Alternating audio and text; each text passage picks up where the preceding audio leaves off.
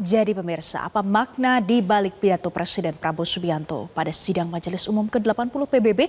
Hari ini kami ajak bersama Philip J. Vermonte, Dekan Fakultas Sosial UII. Kita akan bahasnya pagi hari ini. Selamat pagi, Mas Philip. Halo, selamat pagi. Apa Oke, Mas kabar? Philip. Kabar baik. Mas Philip, pagi ini juga masyarakat Indonesia punya kabar baik kalau ini adalah salah satu bentuk diplomasi baru Indonesia. Karena Presiden Republik Indonesia hadir langsung di sidang PBB usai absen 1 dekade. Jadi bagaimana kita mau memahami ini soal diplomasi baru yang dilakukan Indonesia di kancah internasional. Apalagi bicara soal Palestina. Ya, sebetulnya dalam konteks Palestina, kita Indonesia sudah lama sekali mendukung kemerdekaan Palestina. Seluruh presiden Indonesia sejak zaman Presiden Soekarno selalu menegaskan komitmen dalam rangka membebaskan Palestina dalam penjajahan. Yang kedua, sebetulnya yang baru adalah komitmen tegas untuk menyediakan beberapa solusi yang bisa dibantu oleh Indonesia. Dalam pidato itu, misalnya Presiden Prabowo kan menyebutkan bahwa apabila diotorisasi oleh PBB, Indonesia siap mengirim pasukan perdamaian untuk menjamin terhentinya kekerasan di Gaza dan di Palestina pada umumnya. Sehingga itu menandakan bahwa kita juga membawa hal konkret di luar atau untuk menambahkan solusi politik yang sedang diupayakan oleh berbagai negara di dunia dalam rangka mencapai perdamaian yang kita harapkan, terutama bagi masyarakat Palestina. Karena ada beberapa hal sebetulnya yang menjadi catatan Presiden dalam pidato yang kemarin ya, bahwa PBB itu tetap menjadi instrumen paling penting dalam hubungan antar bangsa hari ini. Di tengah kecenderungan aksi-aksi unilateral dari negara-negara besar, Presiden mengingatkan bahwa dulu PBB dibuat untuk tujuan menjadi platform di mana semua negara bisa membicarakan hal-hal terkait dengan soal-soal keamanan, kesejahteraan, dan juga termasuk pembangunan ekonomi sebetulnya. Jadi baik negara besar ataupun negara kecil, negara merdeka yang sudah lama atau negara yang baru merdeka, semua harus mendapatkan manfaat dan harus didengarkan suaranya di PBB. Dan Presiden, yaitu Indonesia juga mengingatkan tujuan-tujuan awal pembentukan PBB ini di tengah situasi konflik di berbagai tempat di dunia. Baik. Yang ketiga, sebetulnya yang juga diingatkan Presiden selain soal Palestina, ada soal-soal lain juga yang kita anggap penting, soal ketahanan pangan, soal perubahan iklim misalnya, yang harus menjadi concern semua negara di dunia, bahwa ada konflik di Palestina, ada konflik di Ukraina dengan Rusia, tetapi juga seluruh negara punya persoalan yang sama pentingnya dan dan sama urgennya terkait dengan soal-soal dua hal tadi, misalnya pangan dan juga climate change. Jadi kita mengingatkan kembali bahwa Indonesia dan banyak negara di dunia itu mendorong dan tetap memelihara prinsip-prinsip multilateralisme dalam hubungan antar bangsa. Baik. Baik, jadi Ya. kalau bicara soal Palestina, ada banyak negara lain yang juga sudah mau mengakui Palestina kedaulatannya sebagai negara. Tidak hanya Indonesia, tapi juga ada Inggris, kemudian ada Prancis juga. Nah, pertanyaan selanjutnya adalah bagaimana sih seberapa besar nanti pengaruh Indonesia untuk perdamaian di Palestina dari pernyataan-pernyataan yang sudah disampaikan oleh Presiden. Tapi Mas Philip, kita akan jawab nanti usai jeda. Tetaplah bersama kami pemirsa.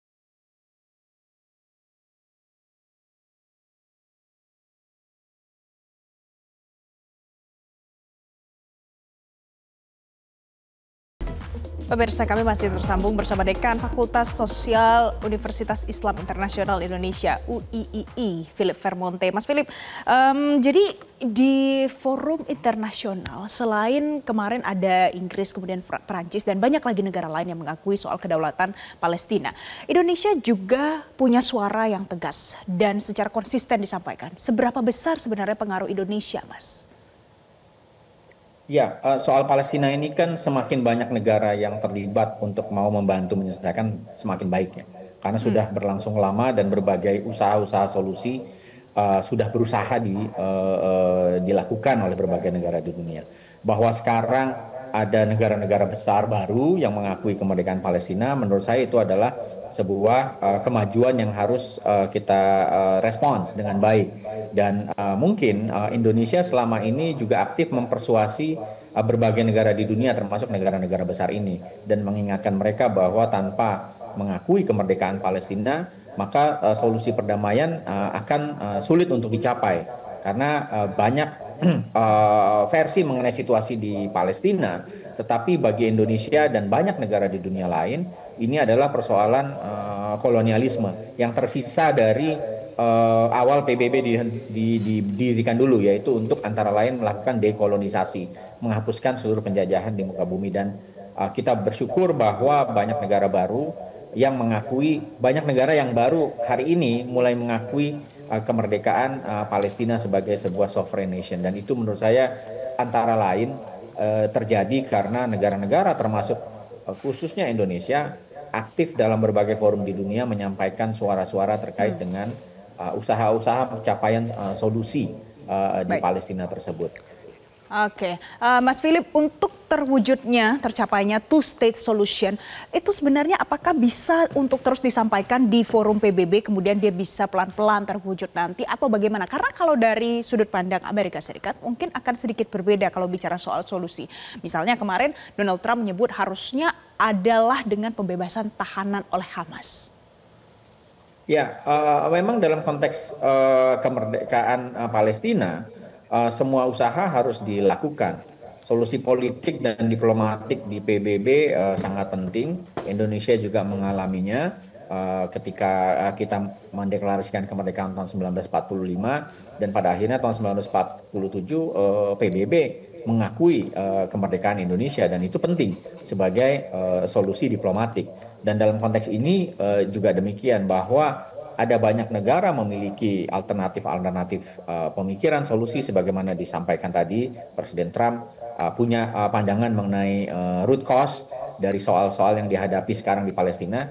Negara lain juga punya banyak pandangan terkait dengan ini. Karena itulah maka penting dia harus diselesaikan melalui solusi diplomatik di PBB dalam momen-momen seperti ini. Sidang umum PBB itu harus terus disampaikan oleh berbagai negara di dunia dan juga di berbagai platform organisasi multilateral lain yang juga ditekankan oleh Presiden ketika berpidato kemarin bahwa soal-soal yang kita hadapi di dunia ini tidak bisa diselesaikan oleh hanya satu negara.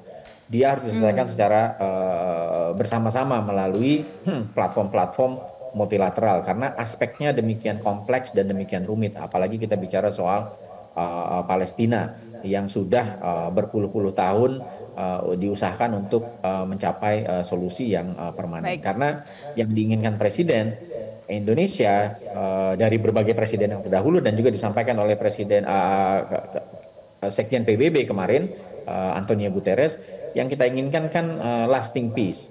Jadi positif peace bukan negatif peace. Negatif peace itu artinya hanya tidak ada konflik. Tidak terlihat ada konflik, tetapi sebetulnya akar masalahnya tetap ada, kekhawatiran, ketakutan, kecurigaan dan lain-lain yang juga ditekankan dalam pidato Presiden kemarin.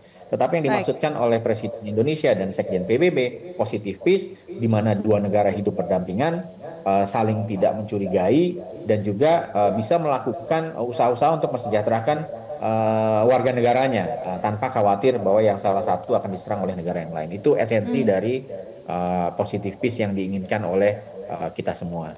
Baik, jadi karena kompleksitasnya maka ini harus diselesaikan dalam forum multilateral seperti ini, tidak bisa hanya dengan satu negara. Jadi salah satunya adalah dengan United Nations.